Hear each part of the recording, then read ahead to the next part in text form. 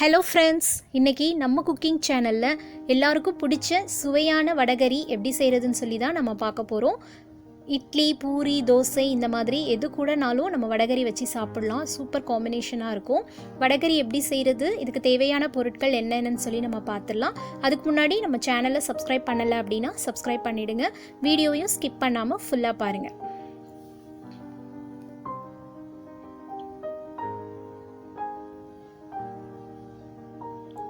தேவையான பொருட்கள்: பிரியாணி இலை, ஏலக்காய், பட்டை, லவங்கம், சோம்பு, கசகசா, இஞ்சி, பூண்டு, தேங்காய், முந்திரி பருப்பு, உப்பு, மிளகாய்த்தூள், தனியாத்தூள், காய்ந்த மிளகாய், பச்சை மிளகாய், கொத்தமல்லி, கருவேப்பிலை, தக்காளி, வெங்காயம், கடலைப்பருப்பு, எண்ணெய். இப்போ நம்ம வடகரி எப்படி செய்கிறதுன்னு சொல்லி பார்க்கலாம். கடலைப்பருப்பை 2 மணி நேரத்துக்கு முன்னாடியே ஊற வச்சு எடுத்துக்கோங்க. இதில் ஒரு சின்ன துண்டு இஞ்சியும் 2 பல்லு பூண்டு சேர்த்துட்டு நம்ம அரைக்க போகிறோம். கூடவே 2 பச்சை மிளகாய், 3 காய்ந்த மிளகாய், 1 டேபிள் ஸ்பூன் அளவு சோம்பு சேர்த்துட்டு நம்ம எப்படி மசாலா வடைக்கு அரைப்போமோ அதே மாதிரி கொரப்பாக அரைச்சி எடுத்துக்கோங்க.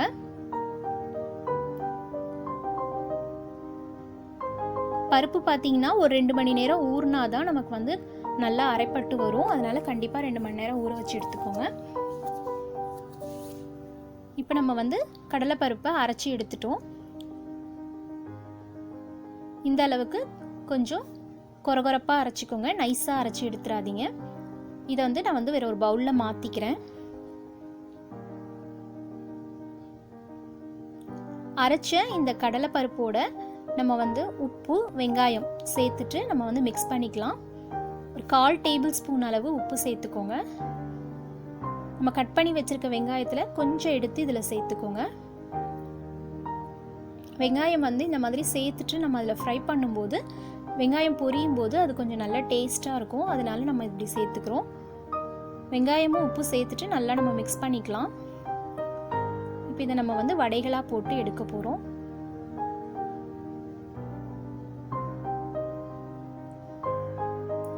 கடாயில் எண்ணெய் ஊற்றிக்கோங்க. எண்ணெய் நல்லா சூடாக இருக்கணும். போட்டிங்கன்னா இந்த மாதிரி பொரிஞ்சு வரணும். அந்த அளவுக்கு இருக்கும்போது நல்லா மீடியம் ஃப்ளேமில் அதுக்கப்புறம் வச்சுட்டு ஒரு குட்டி குட்டி பால் சைஸில் நீங்கள் பண்ணி போட்டுக்கோங்க. பர்ஃபெக்ட் ஷேப் வரணும் அப்படின்ட்டு இல்லை, ஜஸ்ட் நம்ம லைட்டாக ஒரு கையில் உருட்டிட்டு நம்ம சேர்த்துக்கிட்டா மட்டும் போதும். எண்ணெயில் நல்லா பொரிஞ்சு வரணும். திருப்பி விட்டுட்டே இருக்கலாம். மேலே நல்லா கிறிஸ்பியாகவும் உள்ளே கொஞ்சம் சாஃப்டாக நமக்கு வெந்து வரும். அப்போ நம்ம எடுத்துடலாம். பாருங்கள், அது நமக்கு இன்னும் கொஞ்சம் கலர் மாறட்டும். ஒரு லைட் ப்ரௌன் கலரில் வரும். அப்போ நம்ம எடுத்துடலாம்.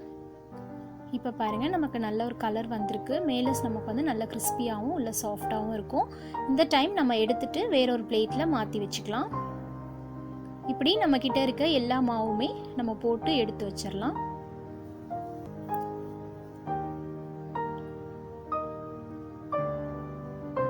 இப்படி நம்ம வடைகளாக போட்டதுக்கு அப்புறமா சூடு ஆறுனதுக்கு அப்புறமா இதை உதிர்த்துடணும். அப்படியே பிச்சு போட்டுடணும். இதை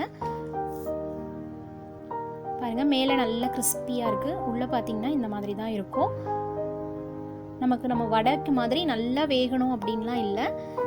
அது மேலே அந்த கலர் வந்தோடனே எடுத்துட்டு இந்த மாதிரி பிச்சு போட்டுக்கோங்க. எல்லாத்தையுமே நம்ம உதிர்த்துட்டோம். இப்போ நம்ம வடகரி செய்ய போகிறோம். அதுக்கு நம்ம தேங்காய் அரைச்சிக்கலாம். நான் ஒரு 3 ஸ்லைஸ் தேங்காவும் ஒரு 10 முந்திரி பருப்பும் எடுத்திருக்கேன். நீங்கள் இந்த பேஸ்ட்டை அரைக்கும் போது 2 டேபிள் ஸ்பூன் வரணும். அந்த அளவுக்கு மட்டும் நீங்கள் தேங்காய் எடுத்துக்கோங்க. தேங்காய் நிறைய சேர்க்கக்கூடாது. தேங்காய் சேர்க்காம கூட நம்ம வடகரியாக்கு நம்ம பண்ணலாம். லைட்டாக இது நம்ம லைட்டாக அரைச்சதுக்கப்புறமா கசகசா 1 டேபிள் ஸ்பூன் அளவு நான் தண்ணியில் ஊற வச்சுருந்தேன். அதை போட்டுட்டு நல்லா பேஸ்ட் பண்ணிக்கோங்க.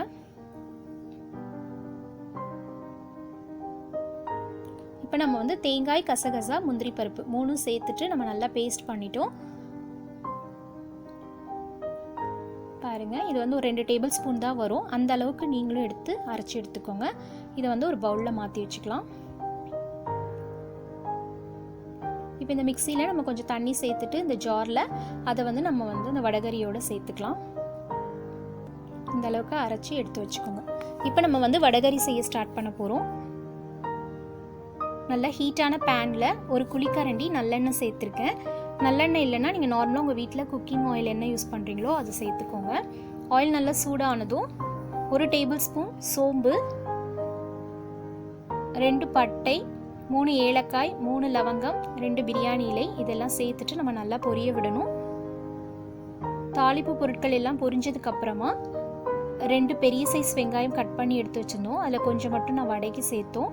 மீதியை சேர்த்துட்டு நல்லா டீப்பாக நம்ம வந்து ஃப்ரை பண்ணி எடுக்கணும். நல்லா பொரிஞ்சு வரணும், அந்தளவுக்கு வதக்கி விட்டுக்கோங்க. கொஞ்சம் கருவேப்பிலையும் சேர்த்துட்டு வதக்கிக்கோங்க.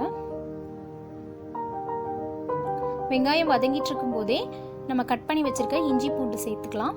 6 பல் பூண்டும் ஒரு 2 இன்ச் இஞ்சியும் பொடியாக நறுக்கி அதையும் சேர்த்துட்டு வதக்கி விட்டுக்கோங்க.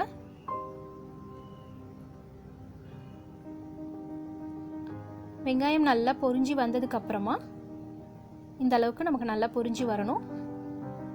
இதில் நம்ம வந்து கட் பண்ணி வச்சுருக்க 3 மீடியம் சைஸ் தக்காளியை சேர்த்துக்கலாம்.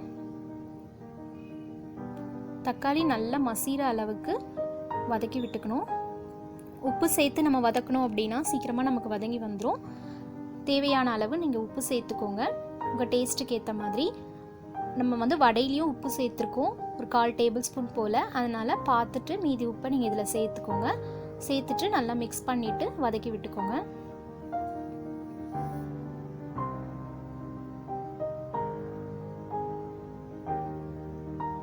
தக்காளி வந்து நல்லா நமக்கு வதங்கிருச்சு. இப்போ 2 டேபிள் ஸ்பூன் மிளகாய்த்தூள், வெறும் மிளகாய்த்தூள் 2 டேபிள் ஸ்பூனும் 1.5 டேபிள் ஸ்பூன் தனியாத்தூளும் சேர்த்துட்டு நம்ம வதக்கிக்கலாம். தண்ணி எதுவும் நீங்கள் வந்து சேர்க்க வேண்டாம். வெங்காயம் தக்காளியோட சேர்த்தே வதக்கி விட்டுக்கோங்க. அந்த பச்சை வாடை போனதுக்கப்புறமா நம்ம வந்து தேங்காய் சேர்த்துக்கலாம்.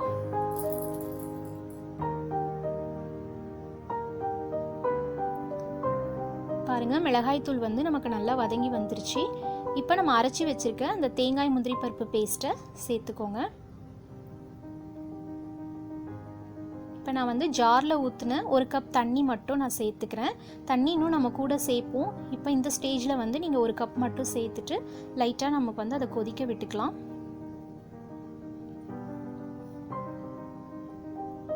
ஒரு கப் தண்ணி சேர்த்துட்டு கொதிக்க வைங்க.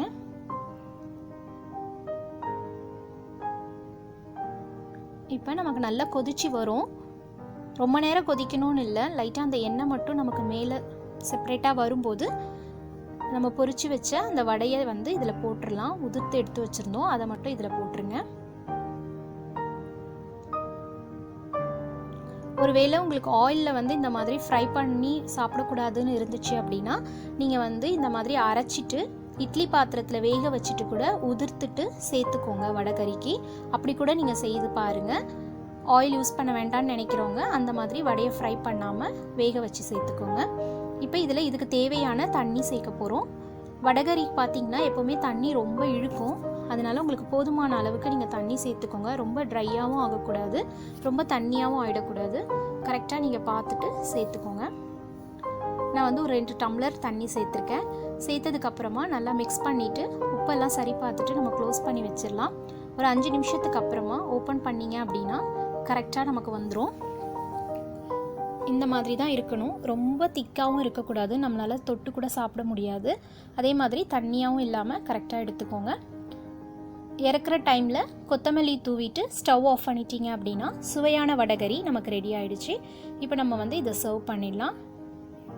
நம்ம எது கூட சாப்பிடணும்னு நினைக்கிறோமோ, இட்லி, தோசை, பூரி, இந்த மாதிரி ஆப்பம், இந்த மாதிரி எது கூடனாலும் நீங்கள் வச்சு சாப்பிட்லாம். ரொம்ப சுவையாக இருக்கும். இன்றைக்கி இந்த ரெசிபி உங்களுக்கு பிடிச்சிருக்கும் அப்படின்னு நான் நினைக்கிறேன். பிடிச்சிருந்துச்சு அப்படின்னா வீடியோவை லைக் அண்ட் ஷேர் பண்ணிவிடுங்க. இட்லியோட நீங்கள் சாப்பிடும்போது ரொம்ப சுவையாக இருக்கும், சூப்பர் காம்பினேஷனாக இருக்கும். கண்டிப்பாக நீங்கள் ட்ரை பண்ணி பார்த்துட்டு எப்படி இருந்துச்சுன்னு சொல்லுங்கள். நம்ம சேனலை சப்ஸ்கிரைப் பண்ணலை அப்படின்னா சப்ஸ்கிரைப் பண்ணிவிடுங்க. பக்கத்தில் இருக்க பெல் ஐக்கானையும் கிளிக் பண்ணிக்கோங்க.